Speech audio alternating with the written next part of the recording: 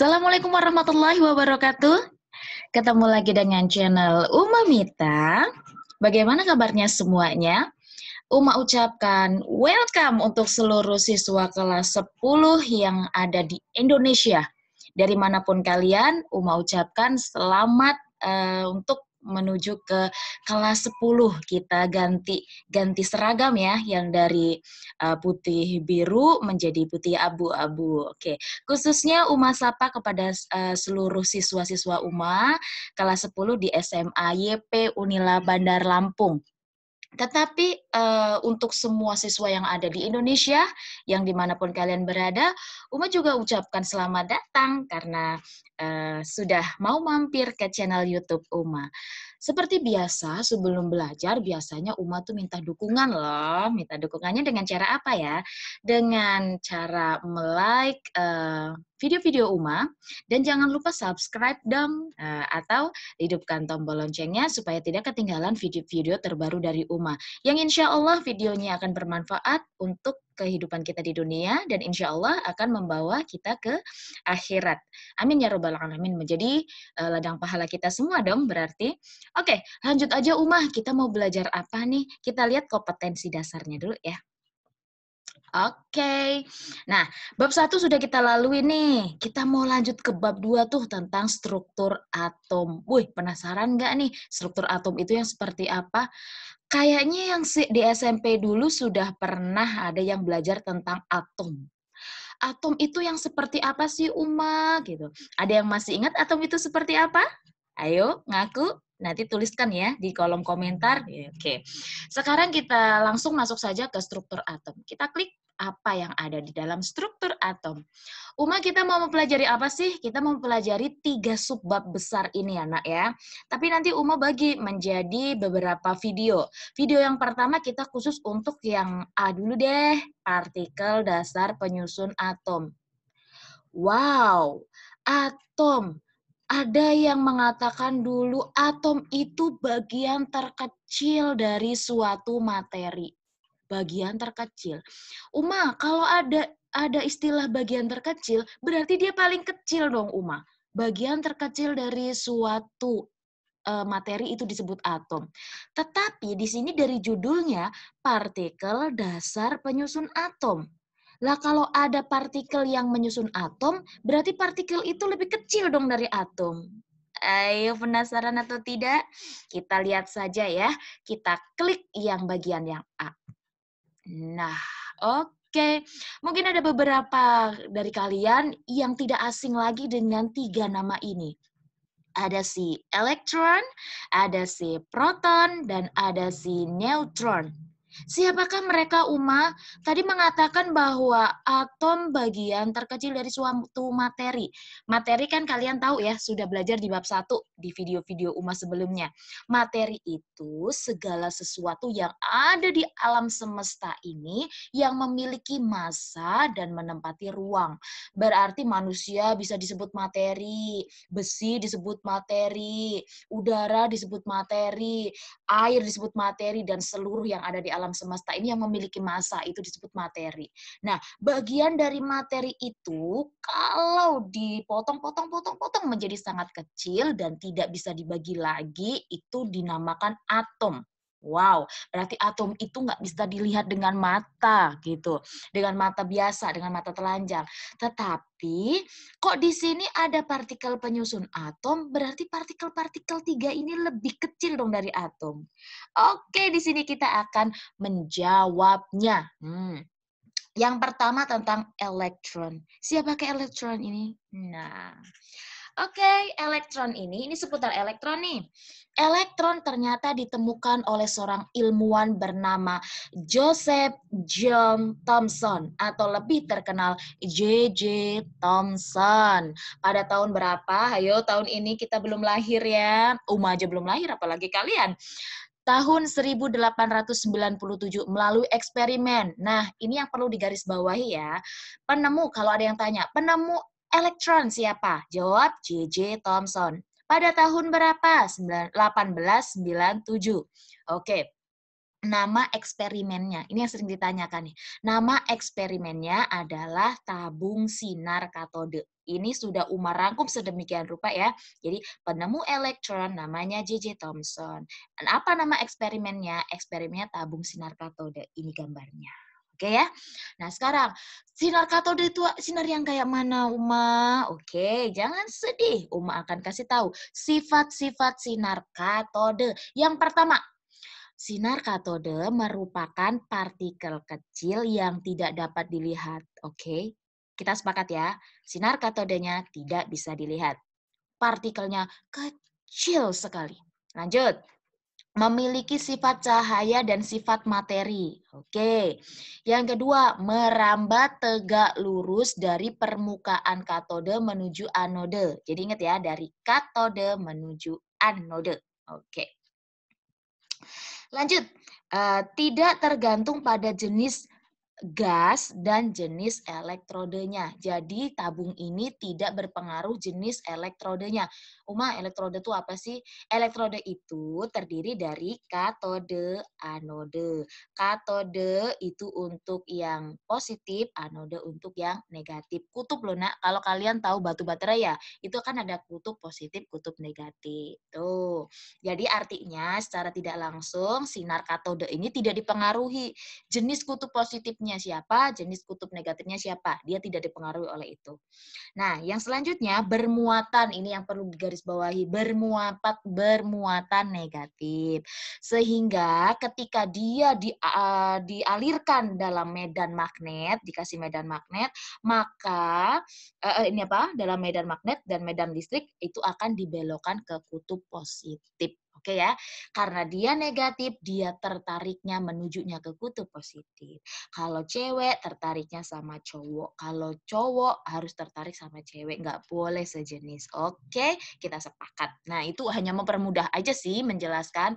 Nih, sabung sinar katode ini muatannya negatif. Jadi kalau dia dialirkan dalam suatu tabung, nih ya, ini lihat kursor Uma ya, dialirkan dalam suatu tabung. Nah, ketika tabung itu ada medan listrik atau medan magnet, dia akan terpengaruh nih tadinya sih dia istilahnya gini nih, Uma jalan dari sini, jalan. Nah tadinya nggak terpengaruh apa-apa. Ketika dikasih medan listrik atau medan magnet, dia akan terpengaruh.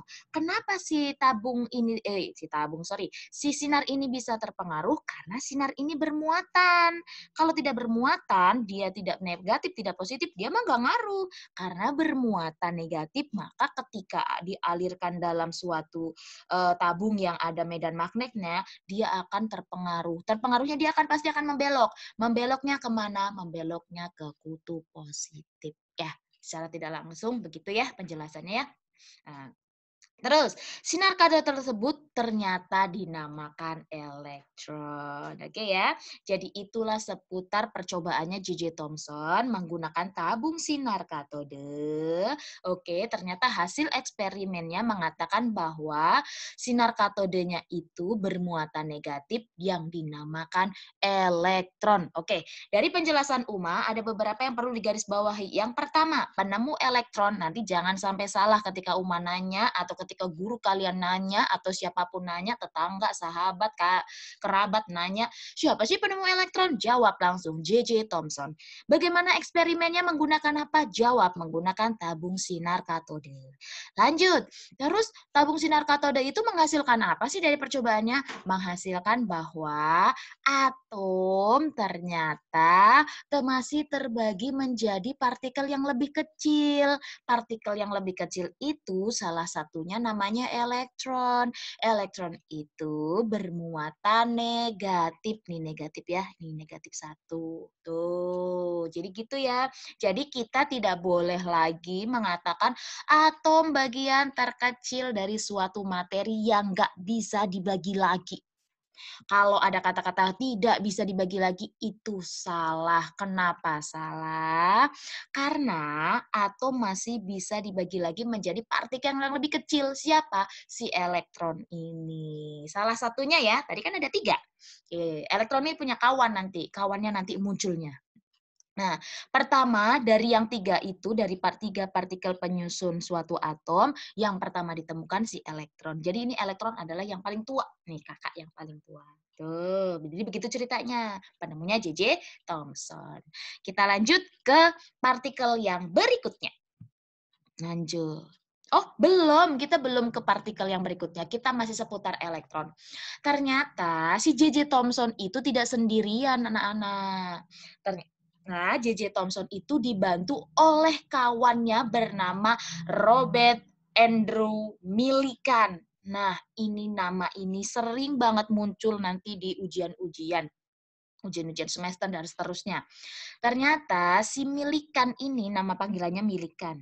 Si Milikan ini ternyata melanjutkan eksperimen si J.J. Thomson. Melanjutkan eksperimen J.J. Thomson. Namanya ilmuwan itu kepo. Kepo akan ilmu-ilmu yang baru. Nah, terus abis J.J. Thomson menemukan elektron, Milikan berpikir, wah saya akan melanjutkan percobaannya. Saya akan menemukan hal yang baru tentang si elektron ini. Nah, jadi tadi Uma mengatakan bahwa elektron kan muatannya negatif satu tuh.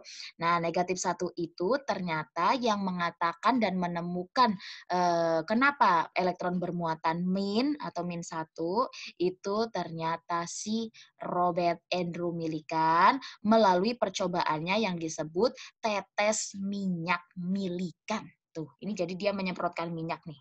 Nah, dari sinilah dia menemukan bahwa muatan tersebut diberi tanda min satu. Tuh. Nih muatannya ini kalau dalam satuan kolom min 1,6 kali 10 pangkat min 19 kolom.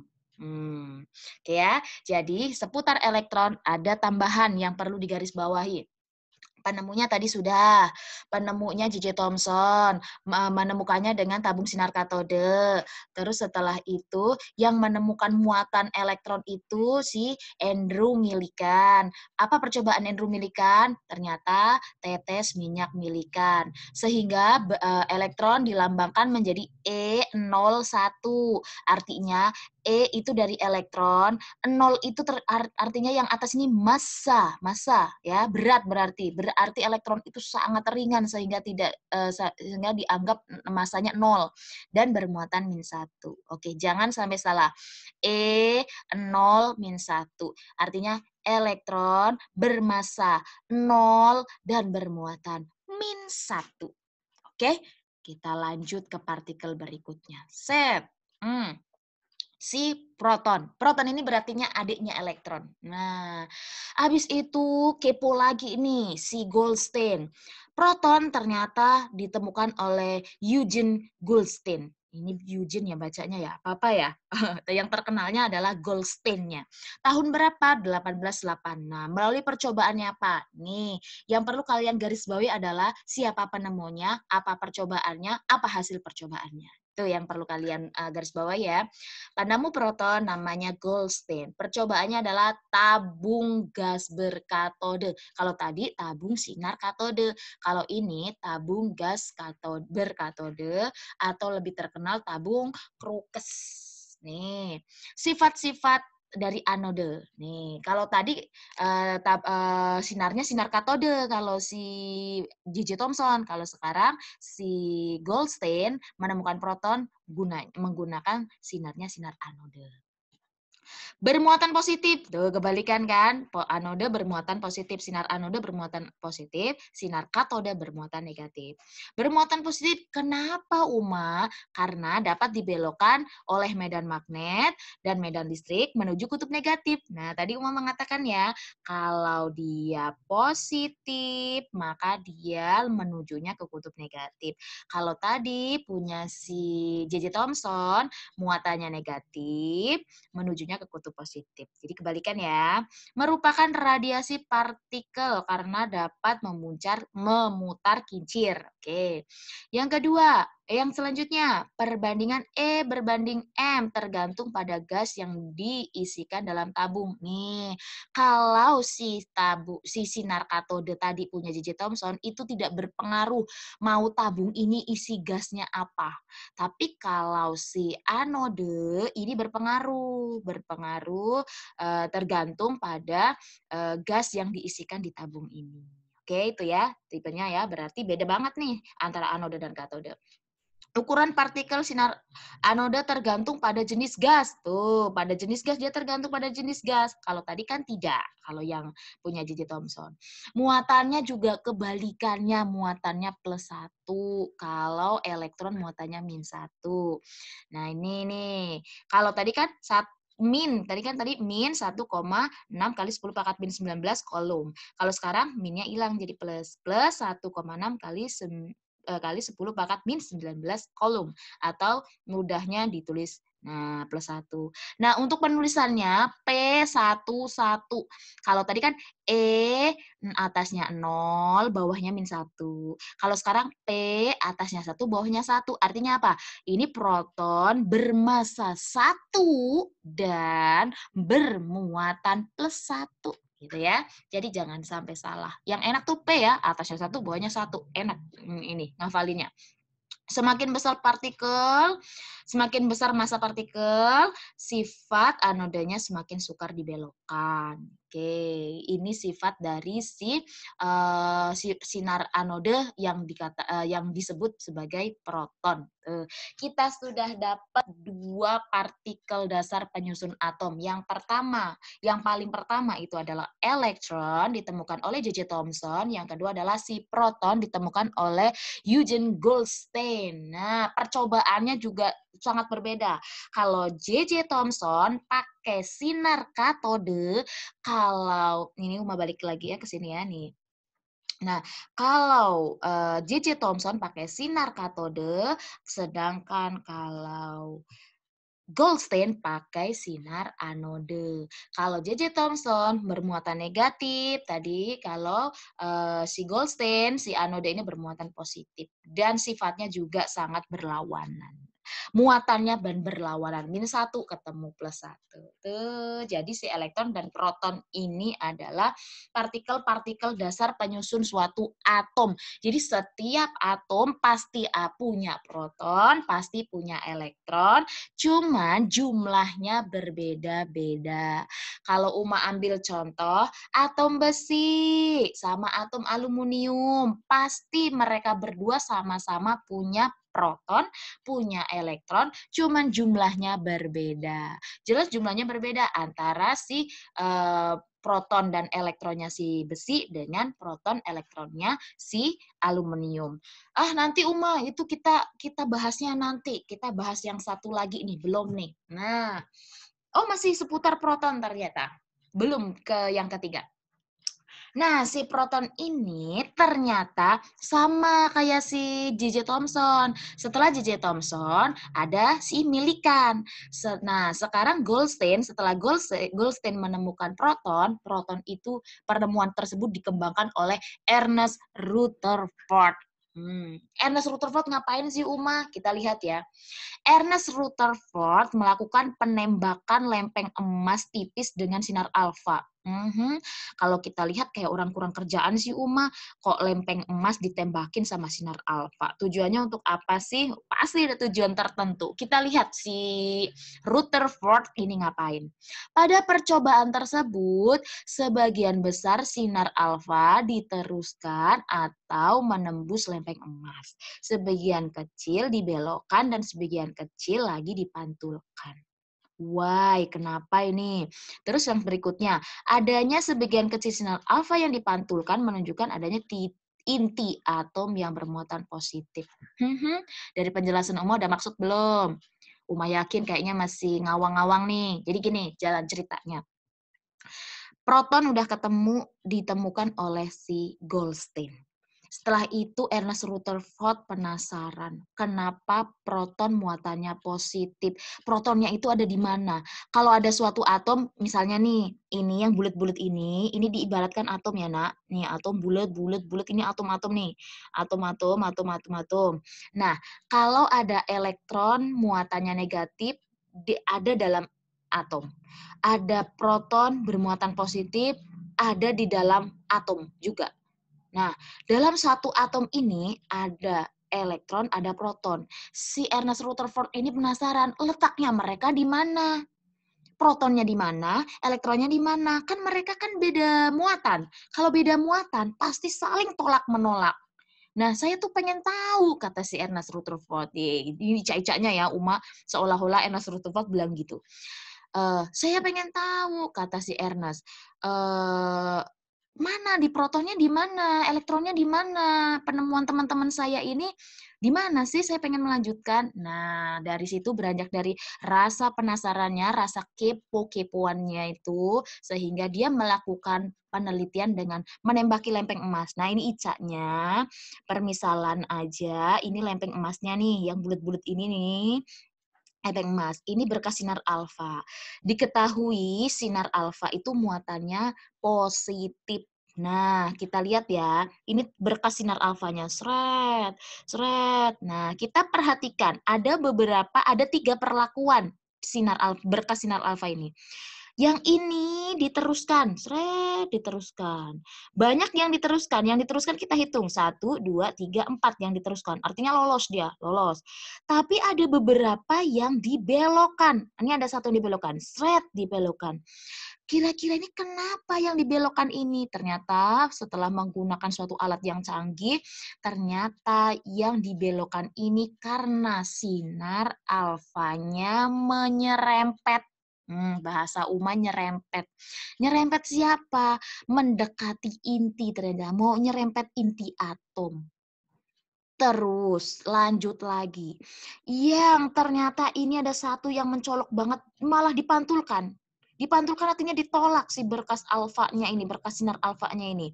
Kenapa dipantulkan? Setelah dilihat dengan alat yang canggih, ternyata bukan nyerempet lagi karena dia nabrak inti atom.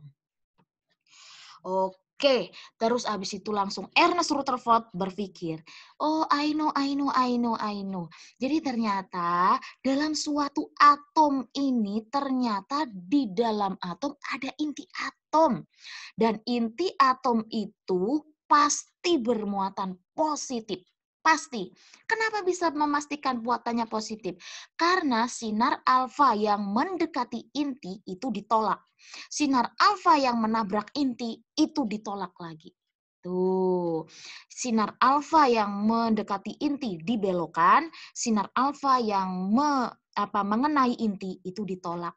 Artinya, kalau sinar alfanya positif ditolak oleh inti atom, jelas inti atom itu juga positif. Ingat, positif ketemu positif, tolak menolak.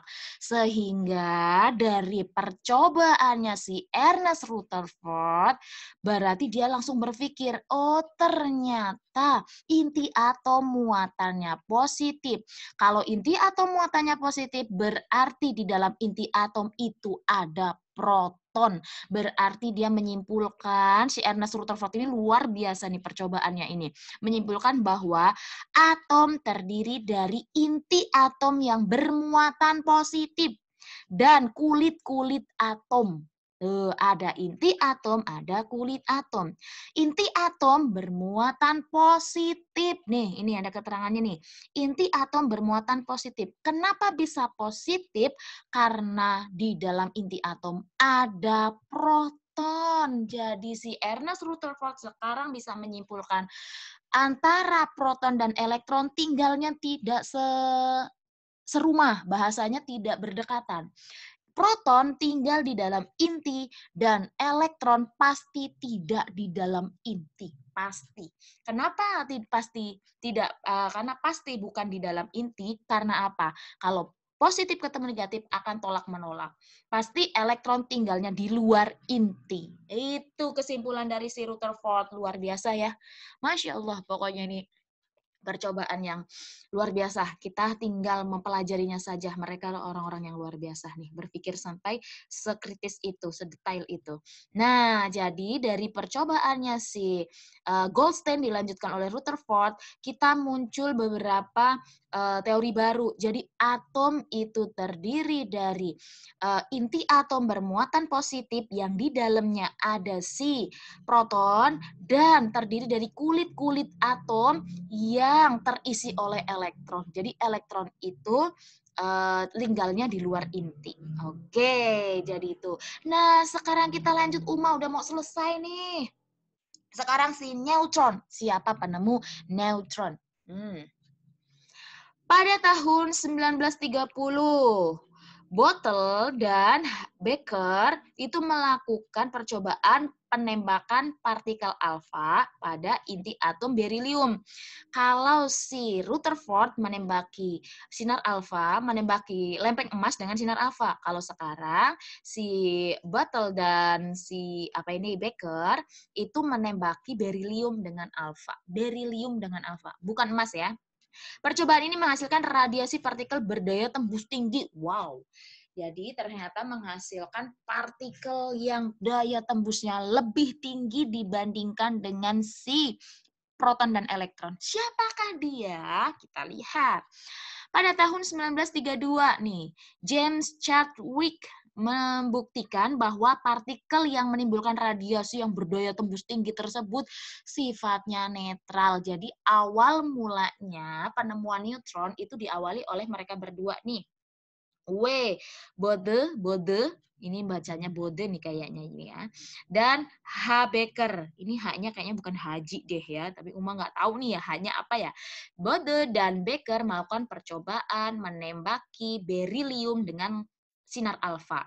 Dari percobaannya tersebut, terus mereka melihat, wow, ternyata menghasilkan partikel daya tembusnya tinggi banget nih. Nah, terus percobaannya 2 tahun kemudian dilanjutkan oleh James Chadwick, membuktikan bahwa partikel yang ditemukan oleh si mereka berdua ini ternyata bersifat netral, tidak positif, tidak negatif. Berarti berbeda dari elektron, berbeda dari si proton. Nah, sifatnya netral, terus disebutlah neutron. Itu awal mulanya neutron, itu jalan ceritanya. Nah, setelah itu si kakak pertamanya kan elektron, kakak keduanya proton. Nah, ini adik bungsunya neutron. Kita sudah tahu proton tinggalnya di inti, elektron tinggalnya di luar inti atau di kulit gitu.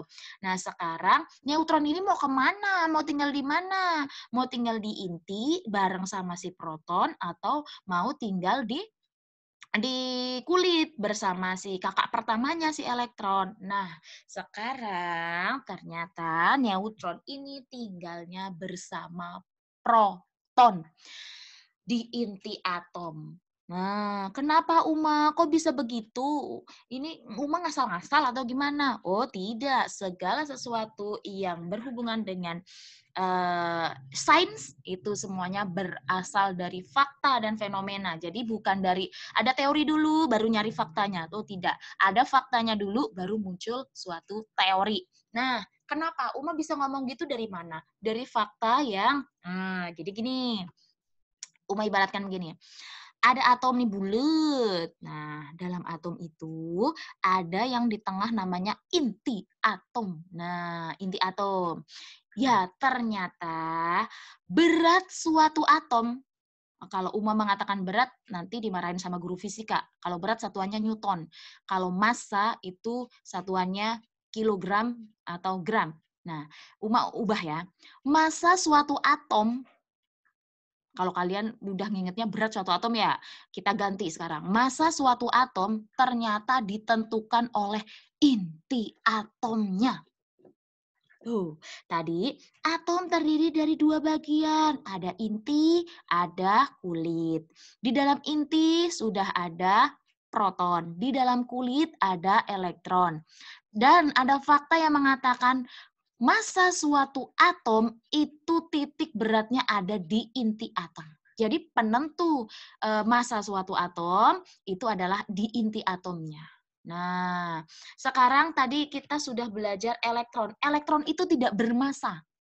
Elektron itu sangat kecil masanya sehingga dibuat nol, sehingga dianggap nol. Kalau tidak bermassa berarti dia bukan penentu bukan penentu massa suatu atom dong. Makanya dia tinggalnya nggak di inti. Nah, proton punya massa, punya satu massanya, maka dia letaknya di inti atom. Nah, sekarang kita lihat neutron. Neutron ini punya massa nggak? Kita lihat. N10. N10, artinya neutron bermassa 1 dan tidak bermuatan, makanya 0. Nah, karena si neutron itu punya muatan -1, berarti dia letaknya otomatis di inti. Kenapa Uma bisa mengatakan di inti? Karena massa suatu atom atau berat suatu atom itu ditentukan oleh inti atom. Nah, penentunya siapa? Yang memiliki massa dong, si proton dan si neutron. Terus dia tidak mengganggu muatan inti atom. Inti atom tadi sudah dibuktikan oleh si Ernest Rutherford yang waktu dia menembaki lempeng emas dengan sinar alfa, muatannya kan positif. Nah, kenapa bisa positif? Karena proton bermuatan positif. Proton kan ada di dalamnya. Nah, sekarang elektron ucuk, dia mau masuk ke inti atom.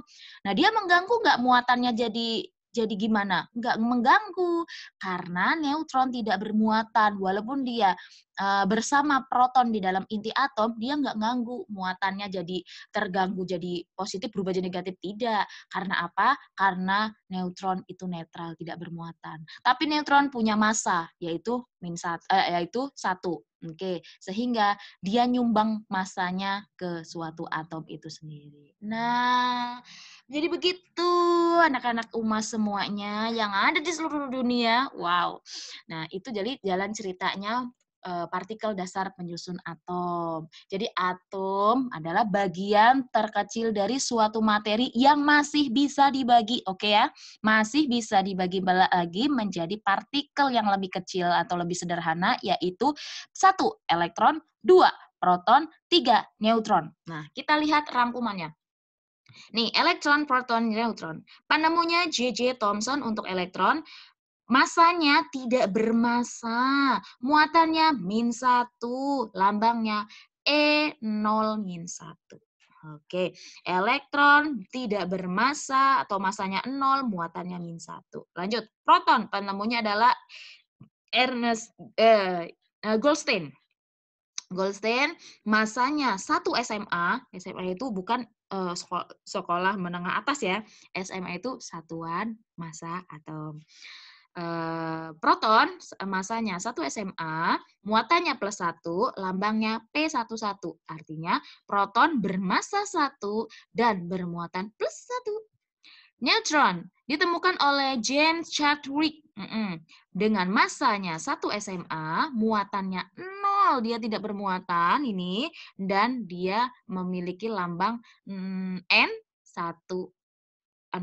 Oke, itu seputar tentang partikel dasar penyusun atom.